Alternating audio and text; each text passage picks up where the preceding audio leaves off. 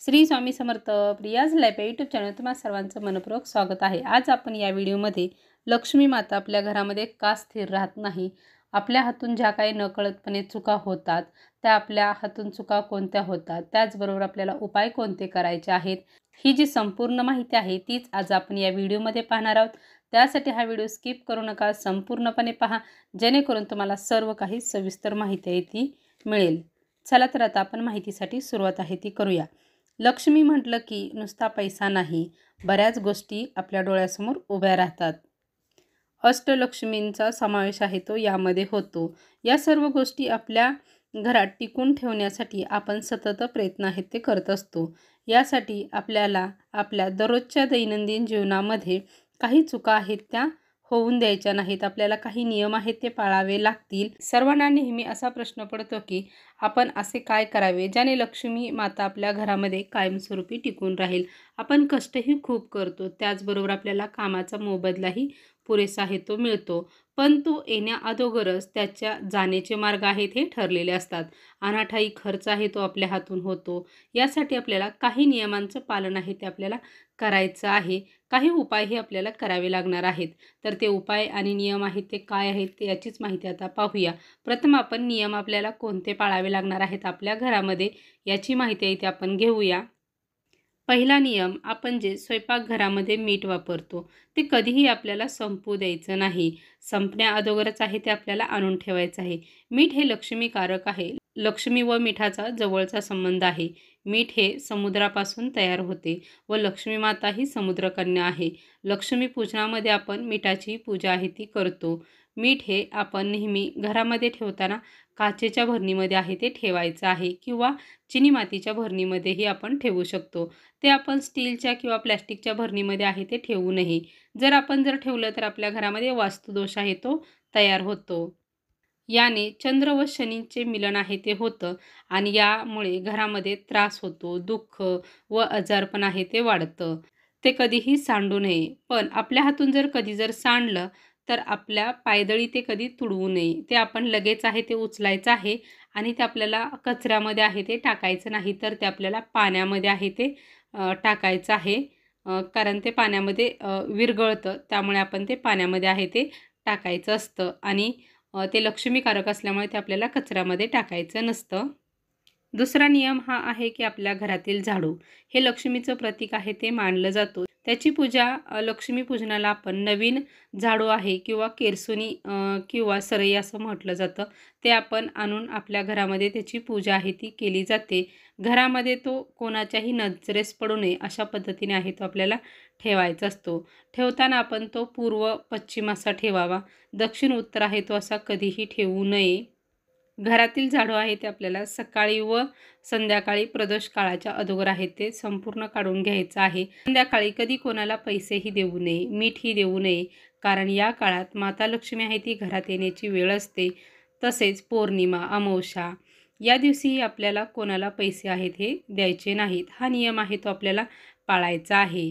दिवस मावळताना घरातील कचरा तसेच जे शिळे पदार्थ आहेत, शिळी भाजी असेल, चपाती असेल, भाकऱ्या आहे, तीही आपण दिवस मावळताना आहे ती बाहेर आहे ती टाकायची नाही किंवा ती कचऱ्याच्या डब्यातही आपल्याला टाकायची नसते। ही चूक आहे ती आपल्या हातून नकळतपणे घडते किंवा काही ठिकाणी असं होतं शहरामध्ये की ती कचऱ्यामध्ये आहे ती टाकावी लागते, पण आपल्याला असं आहे ते करायचं नाही। अन्न हे एक लक्ष्मी असते आणि ती आपण कचऱ्यामध्ये आहे ती टाकायची नसते। आपल्या घरामध्ये जी काही जुनी न वापरात येणारी जी कपडे असतात, खराब असतात, जे आपण वापरतच नाही, ती आपल्या घरामध्ये ठेवायची नाहीत। याने आपल्या घरामध्ये नकारात्मकता आहे ती जास्त प्रमाणात आहे ती निर्माण होते, त्यामुळे ते आपल्या घरामध्ये ठेवू नये। तसेच आपल्या घरामधील जी फरशी आहे ती पुसताना आपल्याला त्या फरशीमध्ये आपल्याला थोडंसं मीठ, हळद आहे ते टाकायचं आहे। हा उपाय आपण रोज नाही केला तरी चालेल, रोज तुम्ही लिक्विड टाकून किंवा साध्या पाण्याने जरी पुसली तरी चालू शकते, पण प्रत्येक गुरुवारी आपण नक्कीच अशा पद्धतीने मीठ आणि हळद, गोमूत्र असं टाकून आहे ते आपल्याला फरशी आहे ती संपूर्ण पुसून घ्यायची आहे। नक्कीच प्रत्येकाने हा नियम आहे तो पाळावा आणि या पद्धतीने आहे ते करावं।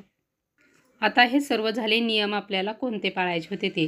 आता आपण उपाय कोणते करायचे आहेत याची माहिती आहे ती घेऊया। रोज संध्याकाळी आपल्याला आपल्या देवघरासमोर, त्याचबरोबर तुळशीसमोर आहे तो आपल्याला दिवा आहे तो लावायचा आहे. अमावस्या किंवा पौर्णिमा देवी लक्ष्मीला आपल्याला तांदळाच्या खिरीचा नैवेद्य आहे तो दाखवायचा आहे. याने माता लक्ष्मी आहे ती प्रसन्न होते. रोज ही आपण काय करायचं आहे की आपली जी भाजी, चपाती, भाकरी आहे त्याचा नैवेद्य आहे तो आपल्याला आपल्या देवघरातील देवांना आहे तो नैवेद्य न चुकता आहे तो आपल्याला दाखवायचं आहे. याने काय होतं की आपले कुलदैवत, कुलदेवी यांचा आशीर्वाद आहे तोही आपल्याला मिळतो. त्याचबरोबर आपले जे इष्टदैवत आहेत त्यांचा आशीर्वाद आहे तो आपल्याला प्राप्त होतो. तसेच प्रत्येक अमावस्येला पितरांचा आशीर्वाद मिळवण्यासाठी दही भाताचा नैवेद्य आहे तो आपल्या छतावरती आहे तो आपल्याला ठेवायचा आहे. याने पितृ संतुष्ट होतात. आपण फक्त पितृ पंधरवड्यामध्ये हे आहे ते करतो, पण जर आपण प्रत्येक अमावस्येला हा जर उपाय जर केला तर पितरांचा आशीर्वाद आहे तो आपल्याला मिळतो. याने लक्ष्मी प्राप्तीसाठी आपल्याला मदत होते. तसेच आपल्या जीवनामध्ये जे काही अडथळे, जे काही प्रॉब्लेम आहेत ते येतात, ते सर्व काही मार्गी लागतात, ते सुरळीत होतात. यासाठी आपल्याला हा उपाय आहे तो करायचा आहे. आता नखे आपण कधी काढावीत हा प्रश्न आहे तो प्रत्येक जणाला आहे तो पडतो. रविवारी नखही कधीच काढू नये, कारण रविवारी जर नखं जर काढली तर दरिद्रता आहे ती आपल्याला येते, हे लक्षात आहे ते ठेवायचं आहे. नखही आपल्याला मंगळवारी आहे ती काढायची आहेत आणि ती काढल्यानंतर आपण कचऱ्यामध्ये टाकायची आहे. ती घरामध्ये इतरत अशी फेकायची नाहीत. रोज संध्याकाळी आपल्याला दिवस मावळताना माता लक्ष्मीचा जो मंत्र जप आहे तो आपल्याला लावायचा आहे. तुम्ही टी व्हीवरती लावू शकता, मोबाईलवरती लावू शकता किंवा जी मंत्र जपाची जे यंत्र मिळतं तेही तुम्ही आणलं तरी चालू शकतं.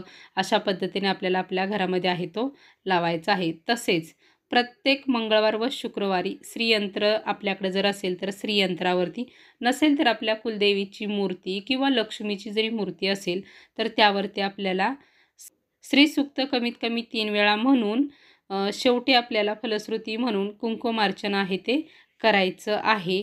यानेही लक्ष्मी माता आहे ती प्रसन्न होते.